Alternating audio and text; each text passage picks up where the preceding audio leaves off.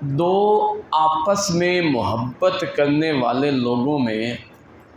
نکاح سے بڑھ کر محبت آج تک نہیں دیکھی گئی کہ دو بندوں میں محبت ہو۔ تو دنیا میں جتنے بھی لوگوں کی آپس کی محبتیں ہوتی ہیں تو دو نکاح والے میاں بیوی، شوہر اور بیوی، خامد اور بیوی، ان کی جو آپس کی جو محبت ہوتی ہے دنیا کی کوئی محبت اس کا مقابلہ نہیں کر سکتی۔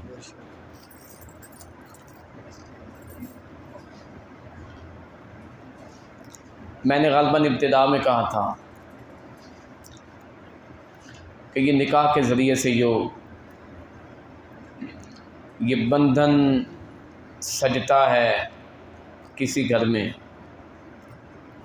تو اس کی نزاکت کو اگر دیکھیں تو اتنا زیادہ نازک ہوتا ہے کہ مکڑی کے جالے سے بھی زیادہ نازک ہے، کہ مکڑی کے جالے کو توڑنے کے لیے تھوڑی سی حرکت چاہیے، لیکن اس بندھن کو توڑنے میں اتنی حرکت بھی نہیں، اس سے بھی کم حرکت میں یہ بندھن ٹوٹ جاتا ہے۔ اور اگر اس کی مضبوطی کو دیکھا جائے تو اتنا زیادہ یہ مضبوط ہے کہ دنیا ساری ختم ہو جائے گی لیکن یہ بندھن پھر بھی ختم نہیں ہوئے گا۔ صرف دنیا میں نہیں، آخرت میں بھی یہ بندھن دائم قائم باقی رہے گا، اور جنت میں بھی یہی دنیا والا بندھن اگر اسلام کے مطابق رہا تو جنت میں بھی یہی رہا، یہی بیوی ہوگی، یہی خاوند ہوگا، اور اضافی طور کے اوپر سے اللہ تعالیٰ کی طرف سے ان کو حور عین عطا کی جائیں گی، لیکن وہ جتنی زیادہ بھی حوریں ہوں دنیا والی نیک سیرت بیوی کے حسن و جمال کے مقابلے میں کوئی حیثیت ان کی نہیں ہوگی، اور حدیث رسول اللہ کے مطابق دنیا والی نیک سیرت بیوی اس کا حسن و جمال جنتی حوروں سے 70 گنا زیادہ ہوگا۔ تو یہ سارا کچھ کیسے حاصل ہو سکتا ہے؟ اس کے لیے ضروری ہے کہ دونوں اپنی اپنی حیثیت پہچان کے رکھیں۔ جس مقام پہ اللہ نے مرد کو رکھا ہے مرد اپنے مقام پہ رہے، اور جس مقام پہ اللہ نے عورت کو رکھا ہے بحیثیت بیوی ہونے کے، تو عورت بھی بیوی ہونے کی حیثیت سے اپنے رتبہ، منصب، درجہ اور مقام کو پہچانے رکھے اور اس کے مطابق زندگی سنوارے۔ اس کے بارے میں بہت ساری احادیث، بہت ساری قرآنی آیات ہیں جس میں اس بات کو بڑی وضاحت سے بیان کیا گیا ہے۔ ابتدا میں سورہ بقرہ کی ایک آیت میں اللہ نے فرمایا وَلَهُنَّ مِثْلُ الَّذِي عَلَيْهِنَّ بِالْمَعْرُوفِ، سورہ بقرہ کی آیت نمبر 228 ہے۔ اس میں اللہ نے فرمایا وَلَهُنَّ مِثْلُ الَّذِي عَلَيْهِنَّ بِالْمَعْرُوفِ، کہ عورتوں پر بھی، مردوں پر بھی عورتوں کا اتنا ہی حق ہے جتنا عورتوں پر اپنے مردوں اور شوہروں کا حق ہے، بالکل مماثل، بالکل برابر ہے۔ مثلا وَلَهُنَّ، عورتوں کے لیے، عورتوں کے حق میں، مثل الذی علیہن بالمعروف، اتنا ہی حق ہے جتنا کہ ان عورتوں پر مردوں کا حق ہے۔ لیکن آج المیہ یہ ہے کہ یہ حق ایک طرف سے تو بڑا یاد رکھا جاتا ہے اور اس کو بڑی یاد دہانی سے بار بار یاد کروایا جاتا ہے، لیکن دوسری طرف اس حق کی کوئی خاص پرواہ نہیں کی جاتی۔ مرد اپنی مردانگی میں اپنے تکبر اور نخوت میں رہتا ہے اور اپنے آپ کو کیا کچھ خدا سمجھتا ہے، اور اپنی بیوی کے بارے میں جو حق اسے ادا کرنے چاہیے اس کا کوئی خاص خیال نہیں رکھتا، جبکہ اپنے حقوق کے بارے میں اس سے بڑی اچھی امیدیں رکھتا ہے۔ یہ بات ٹھیک نہیں۔ اگر ہم اپنی بیوی سے اپنے حقوق کے بارے میں اچھی تمنا رکھتے ہیں تو ہمیں پھر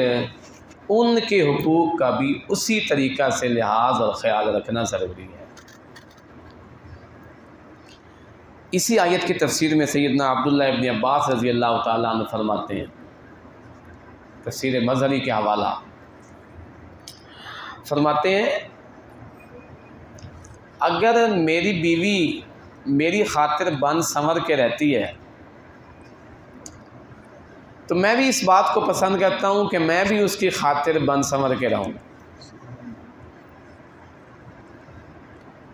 اگر میں اسے اچھا دیکھنا چاہتا ہوں تو کیا وہ مجھے اچھا نہیں دیکھنا چاہتی؟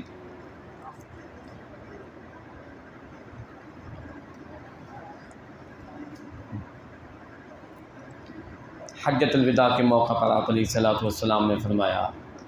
بڑی تاکید سے، خیال رکھنا، واستوصوا بالنساء خیرا، عورتوں کے حق میں تمہیں وصیت کر رہا ہوں کہ ان کے ساتھ بھلائی والا معاملہ کرنا۔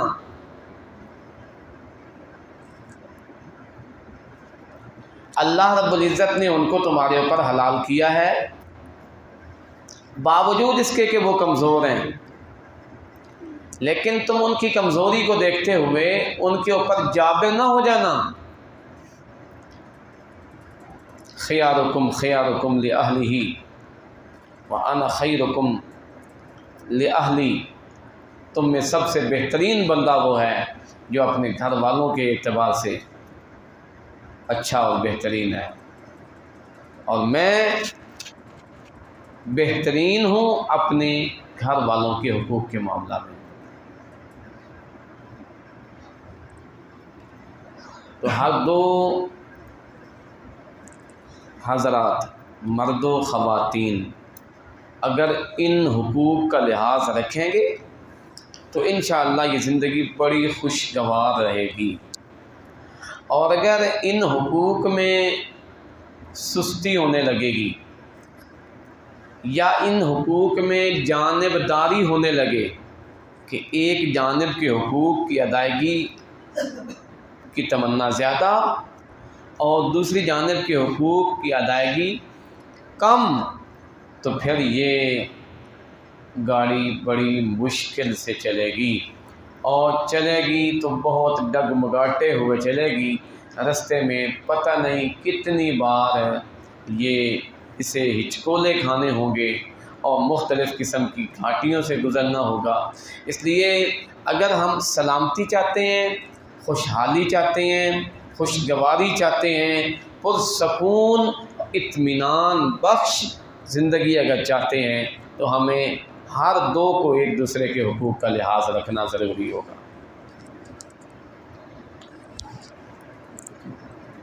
میں اس عنوان پر چند احادیث باقاعدہ حوالہ کے ساتھ آپ کے سامنے پیش کرتا ہوں، جس میں ہر دو کے حقوق کی وضاحت بڑے اچھے طریقے سے سامنے آ جائے گی، اور ان حقوق میں سستی کی بنیاد پر انسان کو اللہ تعالیٰ کی طرف سے کیا کچھ وعیدیں، تو ان وعیدوں کے بارے میں بھی اچھی خاصی ہمیں آگاہی ہو جائے گی۔ اللہ اکبر کبیرہ۔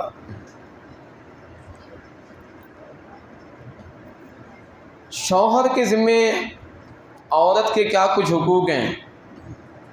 اور عورت کے ذمے شوہر کے کیا کچھ حقوق ہیں،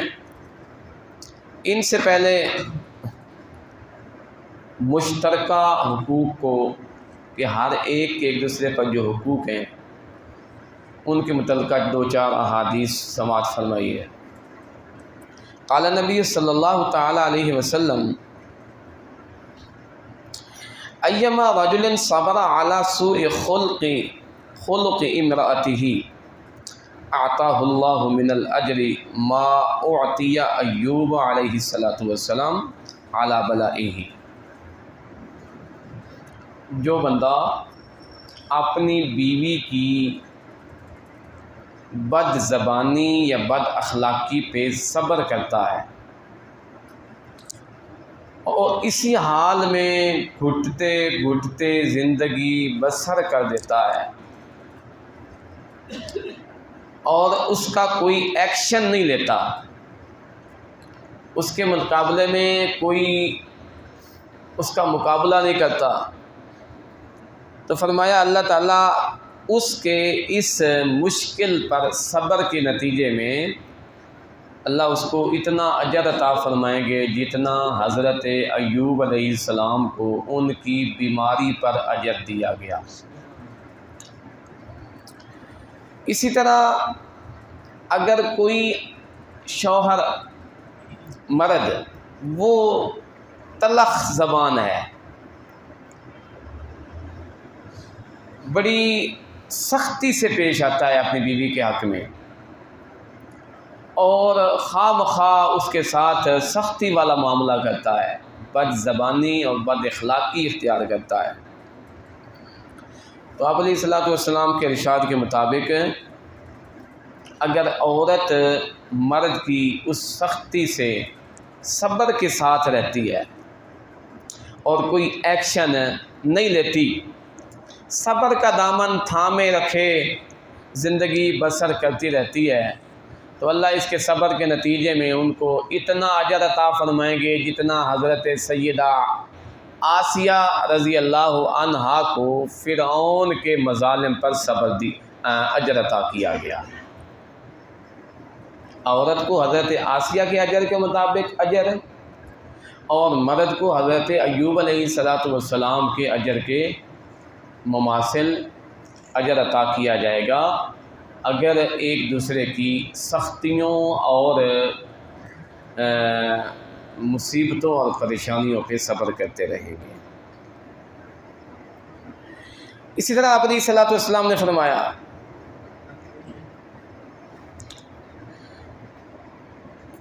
اخذتموہن بامان اللہ واستحللتم فروجہن بکلمۃ اللہ وَلَكُمْ عَلَيْهِنَّ أَلَّا يُؤْطِئْنَ فُرُشَكُمْ أَحَدًا تَكْرَهُونَهُ فَإِنْ فَعَلْنَ ذَلِكَ فَاضْرِبُوهُنَّ ضَرْبًا غَيْرَ مُبَرِّحٍ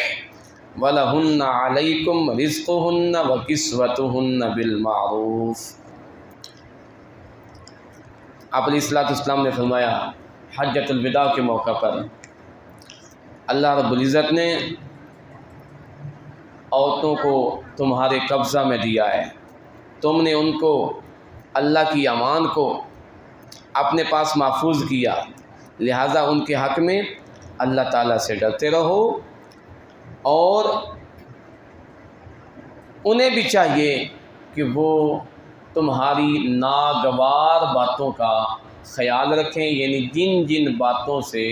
تمہیں ناگواری محسوس ہوتی ہو انہیں چاہیے کہ وہ کام اختیار ہرگز نہ کریں۔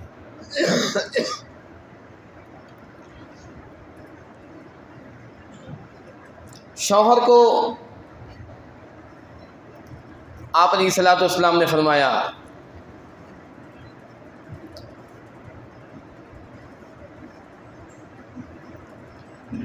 ایم امرأۃ،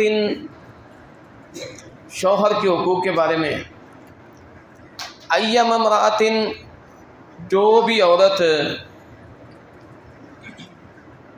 اپنے خامند کی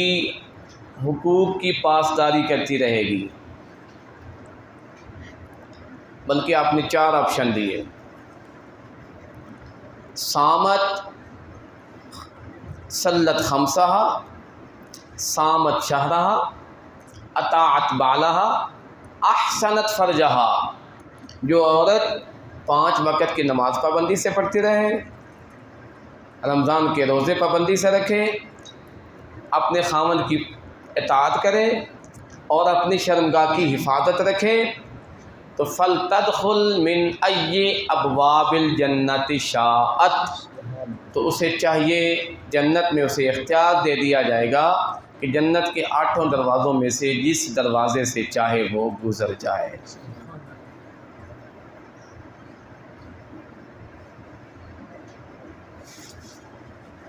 اسی طرح آپ علیہ الصلوۃ والسلام نے فرمایا، جو عورت اپنے خاوند کی ناراضگی میں رات گزار دیتی ہے تو فرشتے اس کے اوپر لعنت کرتے ہیں اور اللہ تعالیٰ کی بھی اس کے اوپر لعنت ہوتی ہے۔ بلکہ ایک روایت کے مطابق جنت کی حور اسے مخاطب کر کے کہتی ہے، قاتلک اللہ، اللہ تجھے تباہ کرے، تو نے کیا کیا؟ تو نے اپنے شوہر کی نافرمانی کی، حالانکہ کچھ عرصہ کے بعد یہ تم سے جدا ہو کر ہمارے پاس آنے والا ہے۔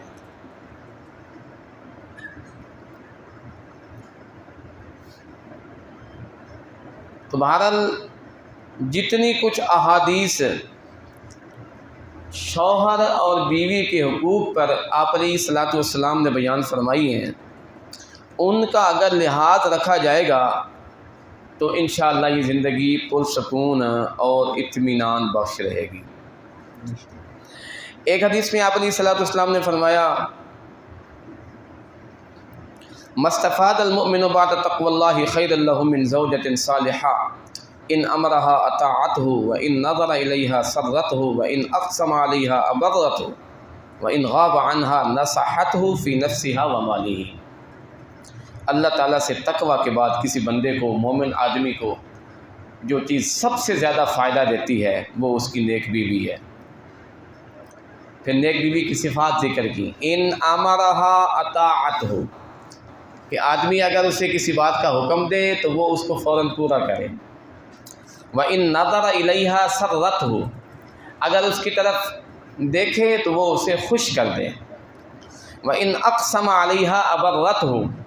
اور اگر وہ اسے کسی بات پہ قسم دے دے کہ تو نے یہ کام نہیں کرنا، میں تجھے قسم دے کے کہتا ہوں، یا کرنے یا نہ کرنے کے بارے میں، تو وہ اس کی قسم کا لحاظ رکھے۔ اور وَإِن غَابَ عَنْهَا نَصَحَتْهُ فِي نَفْسِهَا وَمَالِهِ، اور شوہر کی عدم موجودگی میں اس کے مال کی بھی حفاظت کرے، اس کی عزت کی بھی حفاظت کرے۔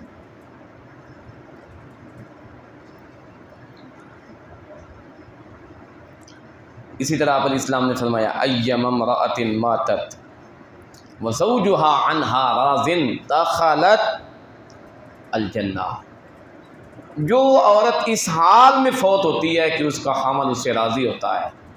وہ ضرور جنت میں داخل ہوتی ہے۔ ایک اور حدیث میں آپ علیہ الصلوۃ والسلام نے فرمایا، اذا بانت المرأۃ مہاجرۃ فراش زوجها لعنتها الملائکۃ حتی ترجع، جب عورت، کوئی آدمی اپنی عورت کو اپنی ضرورت کے لیے بلائے اور عورت آگے سے انکار کر دے اور شوہر کی ناراضگی میں ایسے ہی رات گزار دے، تو لعنتها الملائکۃ حتی ترجع، اس کے واپس لوٹنے تک فرشتے اس پہ لعنت کرتے رہتے ہیں۔ آپ علیہ الصلوۃ والسلام نے فرمایا،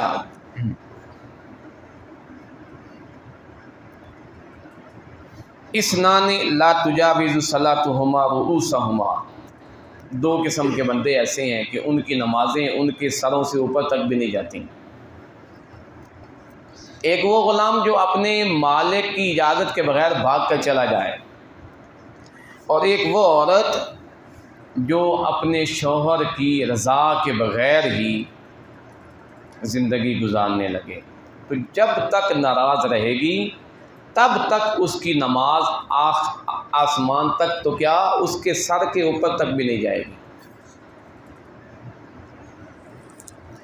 اور ایک حدیث میں تو آپ علیہ الصلوۃ والسلام نے جہنمی 4 قسم کی عورتوں کی نشاندہی فرمائی۔ کہ 4 قسم کی عورتیں ایسی ہیں جو جہنم میں ہوں گی۔ ان میں سے ایک عورت وہ جو خامد کی موجودگی میں اس سے بد زبانی کرتی ہے، اس سے بد اخلاقی سے پیش آتی ہے، اور خامد کی عدم موجودگی میں اس کی عزت میں خیانت کرتی ہے۔ خامد موجود ہو تو پھر اس کے سامنے بد زبانی اور بد اخلاقی سے پیش آتی ہے، اور خامد اگر گھر سے غائب ہو گیا ہے تو پھر کیا کرتی ہے؟ اس کی عزت میں خیانت کرتی ہے۔ یہ جہنمی عورت پہلے نمبر پہ۔ نمبر 2، وہ عورت جو اپنے خامد سے اس کی مالی حیثیت سے بڑھ کر مطالبے کرے، اپنی خامد سے اس کی حیثیت سے بڑھ کر مطالبہ کرے، اور پھر اپنی خواہش پوری نہ ہونے کی بنیاد پر اس سے لڑائی جھگڑا کرے اور ناراضگی کا اظہار کرے، تو یہ بھی جہنمی عورت کی علامت ہے۔ تیسری قسم کی وہ عورت جو اتنے بن سنور کر بازاروں میں نکلتی ہے کہ لوگ اس کی طرف متوجہ ہوتی ہیں، اور وہ لوگوں کے نظروں سے اپنے آپ کو اوجھل نہیں رکھتی، خواہ مخواہ اپنا زیب و زینت وہ ان کو دکھاتی پھرتی ہے، تو یہ بھی جہنمی عورت کی علامت ہے۔ اور آخری چوتھے نمبر پر آپ علیہ الصلوۃ والسلام نے فرمایا کہ وہ عورت کہ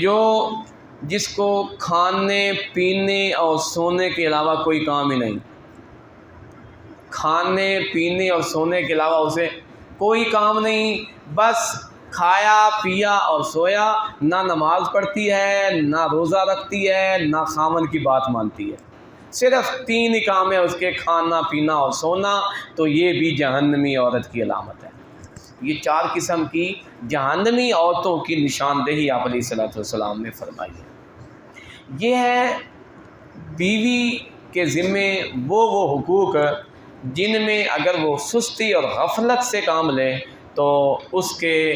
اوپر اللہ رب العزت کی طرف سے کیا کچھ وعیدیں آتی ہیں اور کیا کچھ سزائیں آتی ہیں اور کن قسم کے عذابوں کی وہ مستحق و حقدار ٹھہرتی ہے، یہ آپ کے سامنے آ گئی۔ اب ہے وہ چند باتیں بھی سن لیجئے کہ مرد پر بھی تو عورت کے کچھ حقوق ہیں، مرد کے ذمہ کیا کچھ حقوق ہیں۔ آپ علیہ الصلوۃ والسلام نے فرمایا عورت کو ٹیڑھی پسلی سے پیدا کیا گیا، اشارہ ہے حضرت سیدہ حوا علیہ الصلوۃ والسلام کی پیدائش اور تخلیق کی طرف کہ حضرت آدم علیہ السلام کی پیدائش کے بعد ان کے بائیں پہلو سے ان کی بیوی حضرت حوا علیہ السلام کو پیدا کیا گیا تھا۔ تو چونکہ بائیں پہلو میں پسلی ہوتی ہے، دائیں طرف بھی بائیں طرف بھی، تو بائیں پسلی سے پیدا کیا گیا، اور پسلی آپ نے دیکھی ہوگی کہ ٹیڑھی ہوتی ہے۔ تو آپ نے فرمایا تم بھی عورت کو اگرچہ اس کے ناز و نعم میں دیکھتے ہو، یہ اس کی پسلی کے ٹیڑھا ہونے کی علامت ہے۔ عورت میں جو ناز ہوتا ہے نا، جو نخرہ ہوتا ہے، تو یہ اس کے ٹیڑھے ہونے کی وجہ سے ہے۔ لیکن ہمارے استاد محترم حضرت مولانا مفتی تقی عثمانی مدث اللہ العالی وہ فرمایا کرتے ہیں کہ عورت کو ٹیڑھی پسلی سے جو پیدا کیا گیا ہے نا، ٹیڑھی پسلی سے، یہ اس کا حسن ہے۔ پسلی کا حسن ہے کہ پسلی ٹیڑھی ہو تو اچھی لگتی ہے، پسلی سیدھی نہیں ہوتی، پسلی ہمیشہ ٹیڑھی ہوتی ہے۔ تو عورت بھی اگر تھوڑا ناز و نعم میں رہے، نخرے میں رہے نا، تو وہ اچھی لگتی ہے، لیکن اتنا اس کا نخرہ آگے نہ بڑھ جائے کہ وہ تکبر اور رعونت اختیار کر لے، نہیں، تھوڑا بہت نخرہ عورت میں اس کا حسن ہے، لیکن بالکل ہی وہ اپنے نخرے اور تکبر میں حد رعونت تک پہنچ جائے تو پھر یہ بہت بڑی ایک غلطی ہے جو اس کے اندر پیدا ہو گئی ہے۔ لیکن اس کے اس ٹیڑھے پن کا لحاظ رکھتے ہوئے آپ اس کے اوپر بے جا سختی نہ کرو۔ مردوں کو حکم ہے کہ عورتوں پر زیادہ سختی نہ کرو، کہ پسلی کو اگر تم سیدھا کرنا چاہو گے تو ٹوٹ جائے گی، لہٰذا عورت کو اگر خواہ مخواہ سختی کے ذریعے سے اگر تم سیدھا کرنا چاہو گے تو وہ تمہارے لیے وہ خطرے کا باعث بن سکتی ہے، یا تم سے جدا ہو جائے گی یا ناراض ہو جائے گی۔ اس لیے ایسی کیفیت سے، اس نوعیت سے، اس حساب سے، اس طریقے سے ان کی اصلاح کی جائے کہ پسلی ٹوٹے بھی نہ اور ٹھیک بھی ہو جائے۔ آپ علیہ الصلوۃ والسلام نے فرمایا ان اکمل الایمان ان اکمل المؤمنین ایمانا احسنهم خلقا، تم میں سب سے کامل ترین آدمی وہ ہے جس کا اخلاق سب سے اچھا ہو۔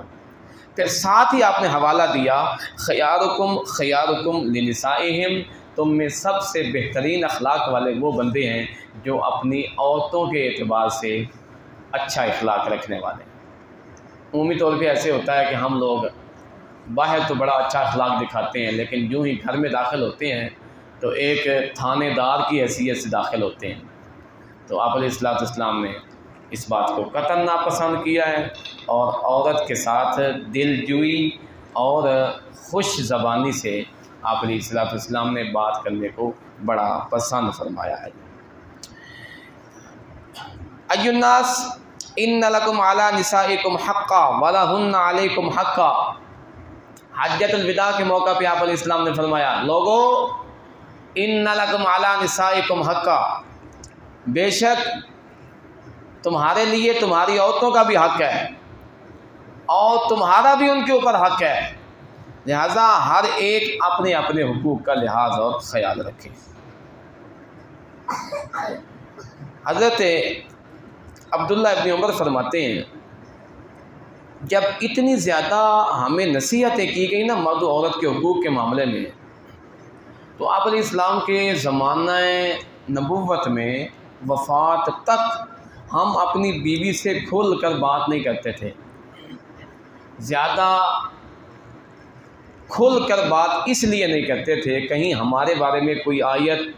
کوئی وحی نازل ہو جائے اور ہمیں اس پر پابند نہ کر دیا جائے، تو ہم بڑا جھجک کے ایک دائرہ میں رہتے ہوئے اپنے آپ کو تول کر بولتے تھے کہ کہیں ہمارے بارے میں اللہ کا کوئی حکم نازل نہ ہو جائے۔ جب آپ علیہ الصلوۃ والسلام کی وفات ہوئی تو آپ کی وفات کے بعد پھر سے ہم اپنی بیویوں کے ساتھ خوش ہو کر اور ان کے ساتھ کھل کر بولنے لگے۔ حضرت عبداللہ ابن عمر رضی اللہ تعالیٰ عنہ کا تأثر ہے۔ بہرحال یہ ساری کی ساری احادیث میں نے آپ کے سامنے اس لیے رکھی ہیں کہ ان احادیث کے ذریعے سے ہم اپنے منصب اور مقام کو پہچانتے ہوئے ایک دوسرے کے حقوق کا لحاظ اور خیال رکھیں۔ اگر یہ دونوں کے حقوق برابر چلتے رہیں تو انشاءاللہ زندگی میں کبھی بھی لڑائی جھگڑے کی نوبت نہیں آئے گی، اور اگر کبھی آئی بھی تو وہ اتنی خطرناک ثابت نہیں ہوگی۔ لیکن عمومی طور پر لڑائی جھگڑے کی بنیاد یہی ہوتی ہے کہ تو نے کیا ہے، وہ کہتا ہے تو نے کیا ہے۔ تو ایک دوسرے پر جب طنز و تعریض ہوتی ہے اور حق کی ادائیگی میں سستی اور غفلت پیش کی جاتی ہے تو اس صورت میں نوبت لڑائی جھگڑے تک پہنچ جاتی ہے۔ پھر یہ لڑائی جھگڑا بعض دفعہ طول پکڑ جاتا ہے اور نوبت طلاق تک جا پہنچتی ہے۔ پھر طلاق سے بھی بعض دفعہ بات آگے بڑھ کر دو خاندانوں میں ایسی دشمنی بن جاتی ہے کہ نوبت بعض دفعہ قتل تک جا پہنچتی ہے۔ تو اس کے پیچھے ساری بنیادی بات کیا ہوتی ہے کہ ایک دوسرے کے حق میں وہ سستی اور غفلت۔ اللہ مجھے آپ کو باہمی حقوق کی ادائیگی کی توفیق عطا فرمائے۔ وما علینا